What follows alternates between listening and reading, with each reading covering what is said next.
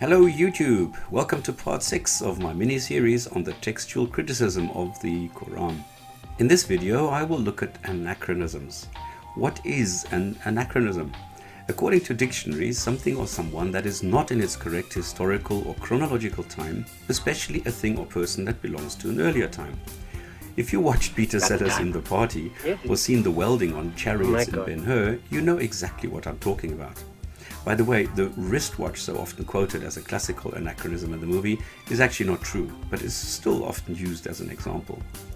So let me give you 2 or 3 quick examples of these anachronisms in the religious text called the Noble or Holy Quran, to show that this book cannot be the creation of a perfect God.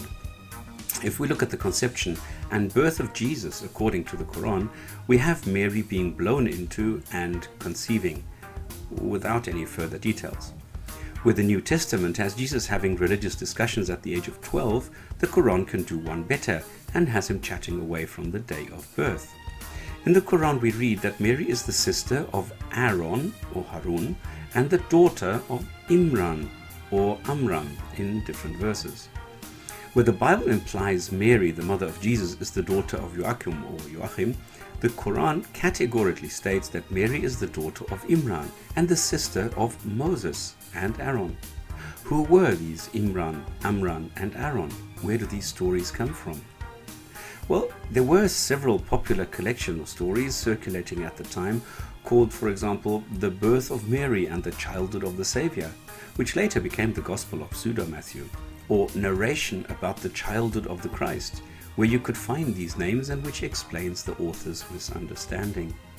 Looking at the Bibles, for example 1 Chronicles 6:3, we do find a Miriam or Mary, sister of Aaron, the children of Amram, Harun, Moses and Maryam, which would make a woman called Mary the sister of Aaron and Moses. But they are said to have existed around 1500 before the Common Era and the miraculous conception of Mary or Maryam, the mother of Jesus. Wrong Mary. Oops. This of course has not gone unnoticed by Islamic scholars and apologists, who are quick to point out that here the Quran is not to be taken literally and that daughter and sister are, well in these verses, spiritual words and only relate to the fact that Mary, the mother of Jesus, shared a genealogy and was part of the larger family. To quote Peter Wingard of Department S fame, "Oh really?" Well, all the Muslims' claims and attempts at justifying the anachronism have been thoroughly refuted by Christians, who probably know their text better than I ever could. So if you want further details on this, follow the links and read up on it. For my next example, I went to Exodus 32, where it says Aaron created a golden calf. The Quran repeats the story in Surah 20:87, alas with a slight difference. Surah 20:87. Okay, you can read it up here. If we compare the two stories, we see that the Jewish and Christian Bibles attribute the idea to Aaron, who then also produces the calf. In the Quran, the general idea is copied, but some of the details have been changed slightly. If we accept that Moses existed around the year 1500 BCE, then it is impossible that the Asamiri or Samaritans proposed anything at the time, as Samaritans did not come into being as a race until almost 1,000 years later. Whoops.